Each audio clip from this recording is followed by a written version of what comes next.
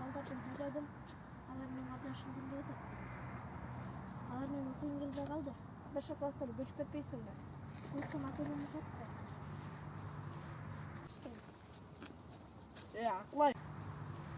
Акылай, үйгө баспайсың. Үйдү ким жыйнайт? Мен жыйнаймынбы? Байке киши отура турайынчы. Бас үйгө. Мейлі анда, анан көрүшөбүз да. Кымбаттуу күндөлүк. Бүгүн 10-ноябрь 2021-жыл.